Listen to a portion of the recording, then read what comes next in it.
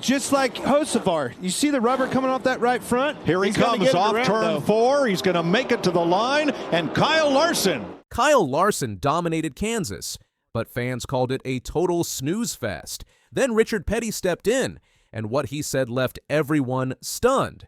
Why is NASCAR's biggest legend calling out the critics?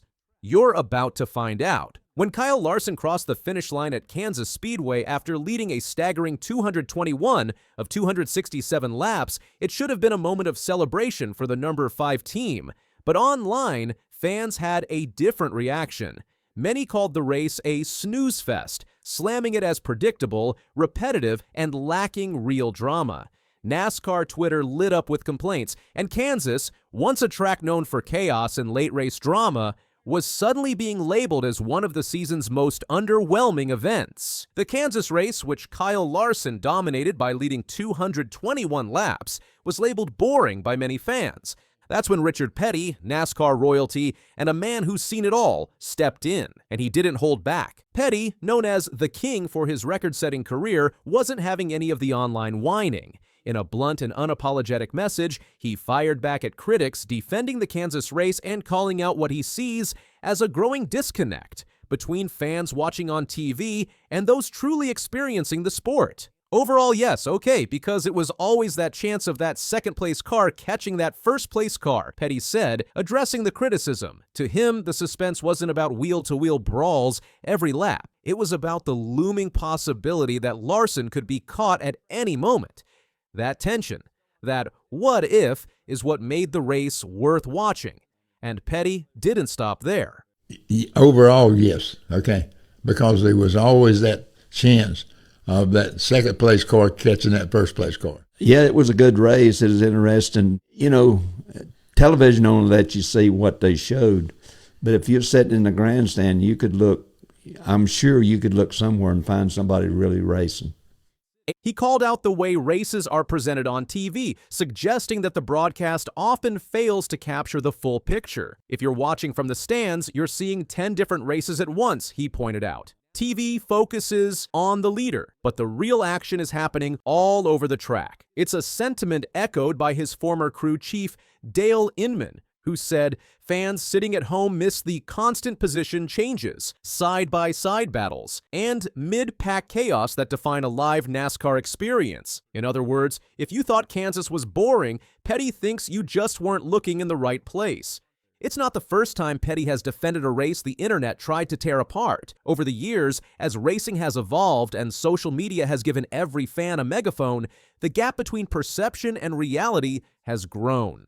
To many old-school veterans like Petty, the sport hasn't gotten dull. Our attention spans have. You gotta know what you're watching, he said in a follow-up interview. It's not always about the guy in front.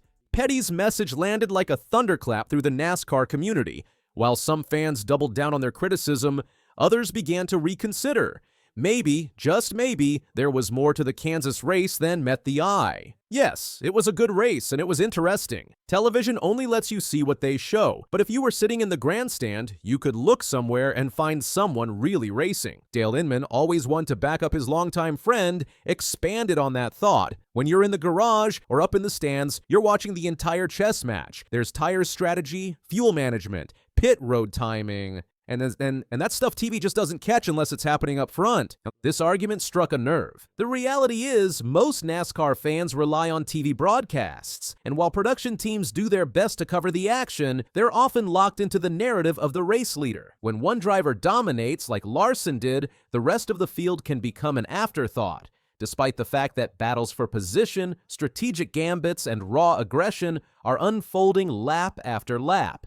And Kansas was no exception. Though Larson led the majority of the race behind him, there was a storm of movement.